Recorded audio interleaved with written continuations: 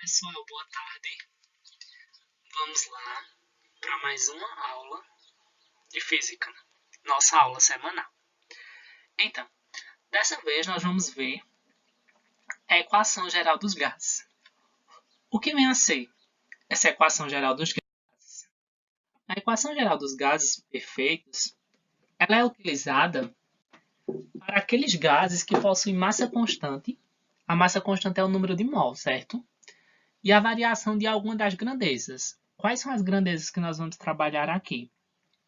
A grandeza pressão, o volume e a temperatura.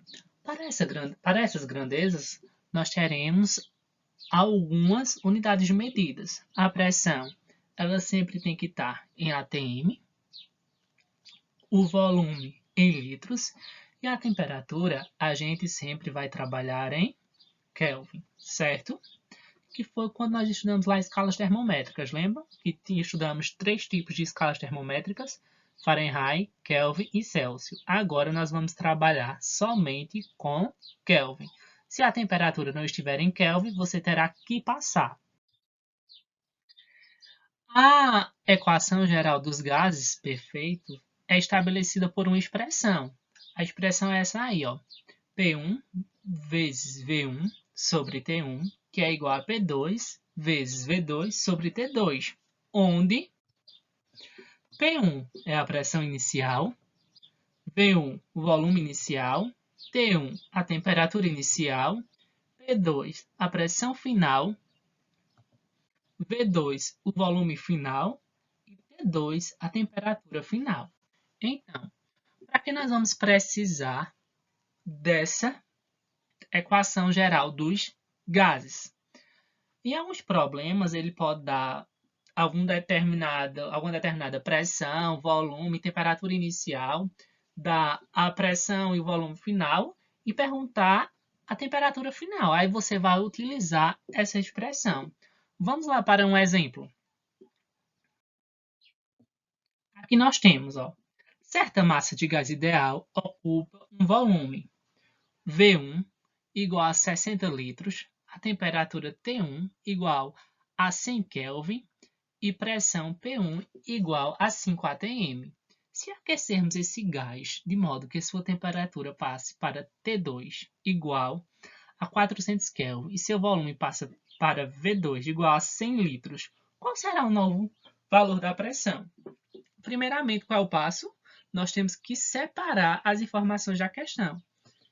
Ele deu o volume inicial, que foi de 60, a temperatura inicial, que foi de 100, e a pressão inicial, que foi de 5 atm.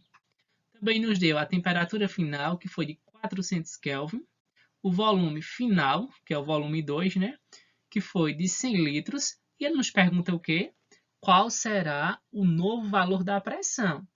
Como eu falei para vocês, nós utilizaremos a expressão anterior. Qual era a expressão? P1 vezes V1, tudo sobre T1, que é igual a P2 vezes V2, tudo sobre T2. Então, de acordo com as informações dadas na questão, nós vamos fazer o quê? Substituir na fórmula. Quem é P1? 60. Eu coloquei aqui inverso, mas não tem problema não, nada de multiplicação, certo? V1 é 60, que nós sabemos que é o volume. P1 é a pressão, que é 5, nós sabemos. Quem é T1, que é a temperatura inicial? 100. P2 nós temos? Não, P2 é o que quer que nós descobramos. Então, P2 é a pressão final. O volume 2, que é o volume final, é de quanto? De 100. E a temperatura final, que é a T2, é de quanto? 400. O que nós temos que fazer agora para poder resolver isso? Primeiramente, nós resolvemos as multiplicações. Aqui, ó, 5 vezes 60 vai dar 300. Aí fica 300 sobre 100.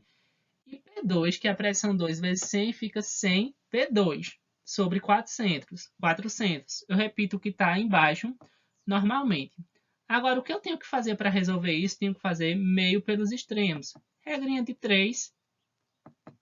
Simples. 100 vezes 100 P2 vai dar quanto?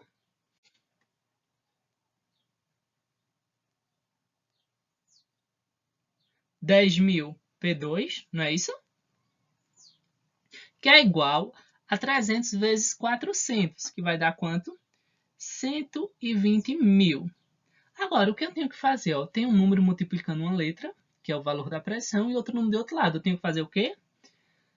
Esse número que está multiplicando o P2 vai passar dividindo o que está do outro lado. Então, vai ficar P2 igual a 120.000 dividido para 10.000, que dará uma pressão de 12 atm. Então, nessa questão aqui, pediu para a gente descobrir o valor da pressão final, mas poderia pedir para construirmos qualquer outra coisa. Pode pedir para descobrir o volume final, a temperatura final, enfim.